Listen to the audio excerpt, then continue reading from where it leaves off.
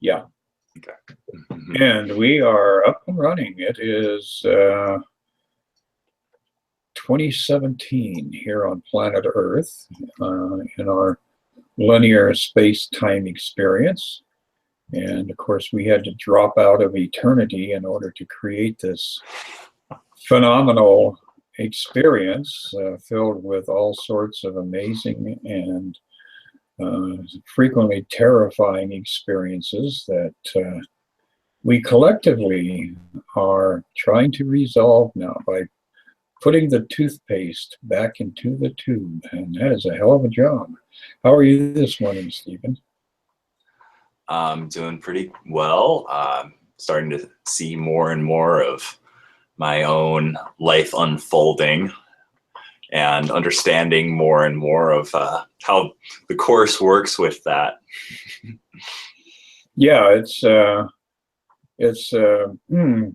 constant series of enigmas that we're trying to resolve, because everything that we are embracing in this material world is based on that dualistic nature, and there's all this anger and frustration and rage and accidents and mayhem, and yet at the bottom of all of this, the reason that we continue to perpetuate all this is we have loaded up on guilt, and as we hold on to that guilt, we are unable to allow ourselves to drift back into a comfortable space where we are at one with our Creator.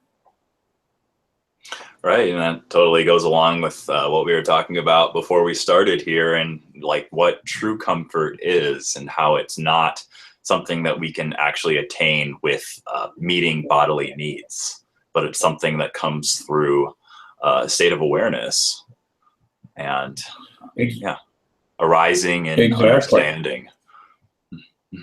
Yes, and releasing. You know, just when you think, oh, I've released all that crap, it comes back up from a different angle, and then you have to address it from that perspective. So looking at chapter 13, the guiltless world, I think that's a good way to start off 2017, is to make that our biggest goal for this year. If we can arrive at the end of the year with a much higher level of guiltlessness than what we have entered into this year, wow, imagine the astonishing results that we could experience.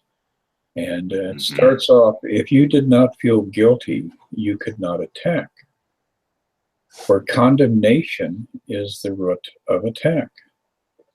So it's your own guilt about things that you don't want to own that create that desire to be reactionary and to attack somebody outside yourself, because you're projecting all that guilt out into the world that you imagine to be where you are inhabited.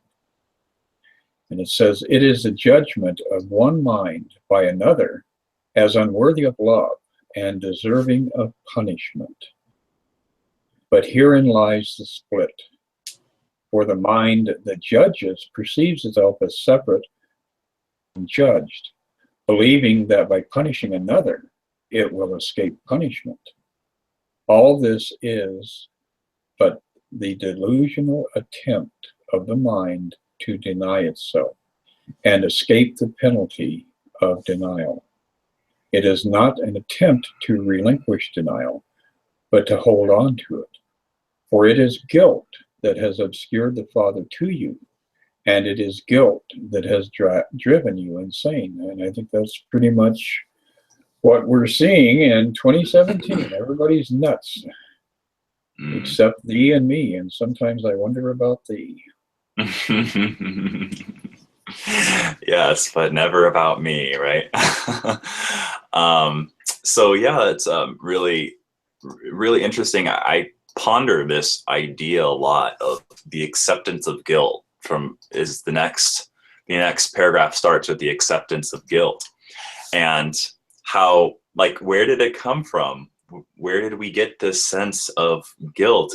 What's its origin? Why are we feeling guilty? That's a question I ask myself often if I can. Why am I even feeling guilty to begin with?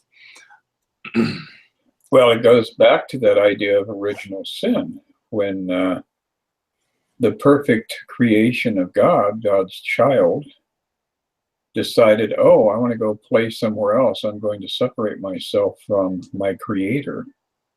And of course, since our creator is the source of life, the only thing that we could do would be to step into death in order to experience that separation. So as a result of our believing that we had created that separation, that we became Adam and Eve and Enoch and David and Solomon and all those other characters, we ended up developing a righteous fear of God, God's revenge for, experiencing that separation, eating the fruit of the tree of the knowledge of good and evil. That's what we did. We stepped into dualism, and boy, did it ever get weird. It seems to have gotten really weird. We have to, write a whole Bible just to describe all those different stories. There's some really fantastical stories in there. But I'll go ahead and start this next paragraph. It says, the acceptance of guilt into the mind of God's Son was the beginning of the separation, as the acceptance of the atonement is its end. The world you see is the delusional system of those made mad by guilt. Look carefully at this world, and you will realize that this is so. For this world is the symbol of punishment, and all the laws that seem to govern it are the laws of death. Children are born into it through pain and in pain. Their growth is attended by suffering, and they learn of sorrow and separation and death. Their minds seem to be trapped in their brain, and its powers to decline if their bodies are hurt. They seem to love, and yet they desert and are deserted. They appear to lose what they love, perhaps the most insane belief of all. And their bodies wither and gasp and are laid in the ground and are no more. Not one of them but has thought that God is cruel.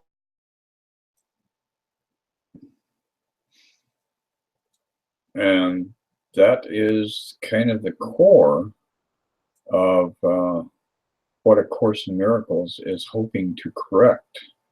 I think Stephen's computer may have locked up on him here for a second, so I will continue with some dialogue around this. And it is fascinating how very, very much we do imagine that God is cruel, because we believe that very false premise that God created the mess that we are stuck with. And the truth is that God did not, in fact, create this world. This was a projection that we created to distract ourselves from actually having to go back and have that direct communication, that direct union with God, wherein our truth and our spiritual perfection could be experienced once again. So all of this is kind of a randomly crazy series of events that led us to load up on fear and guilt, which has kept us from being able to participate in life itself, and recognizing God as the source of all life. All of a sudden, we are to get back to that space where we see God's highest nature, which is love. To live in love, to live without any kind of fear of love, is ultimately what we are trying to achieve here. But the guilt keeps that space pretty much in place, and it does make it difficult for us to actually get ourselves stilled enough, get ourselves quiet enough, so that we can gently float back into the arms of love. And I am hoping that Stephen is able to come back on again. If not, we may have to shut this one down halfway through and do part 2 of our discussion tomorrow or the day after that. We will see. The next section, or actually I'll finish this last here in this introduction. It says, this world is a picture of the crucifixion of God's Son. And of course, that is referring to what occurred on Calvary with Jesus. But it also is reducing it down to a phenomenon or an event that is repeated over and over in the world. And, you know, if you're into social media, obviously, you're going to see where somebody got unrighteously killed by somebody else. And it just goes on and on and on.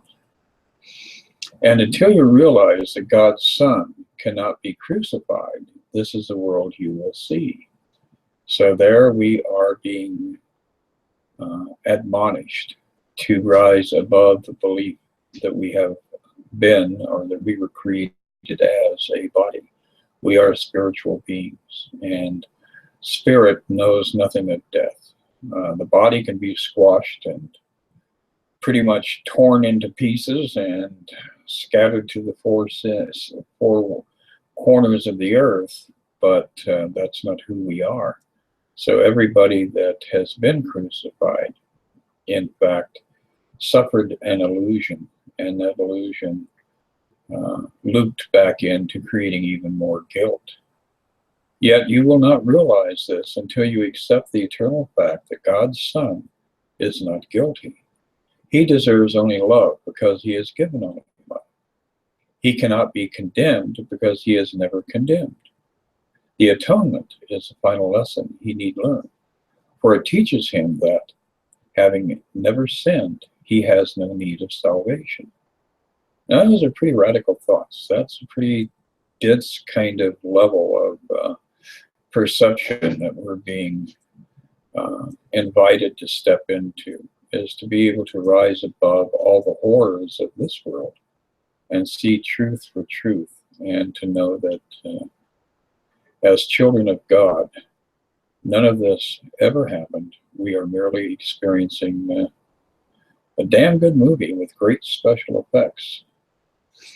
So it appears that Stephen is not going to make it back on today, so we will pick up on this discussion tomorrow with chapter 13, the first section, which is guiltlessness and invulnerability. And I think that's going to be a really good discussion. So for those of you who are up for it, we'll probably resume this at noon tomorrow, and if you'd care to join us, please do. Until then, I am going to sign off here, and I'll talk to you tomorrow.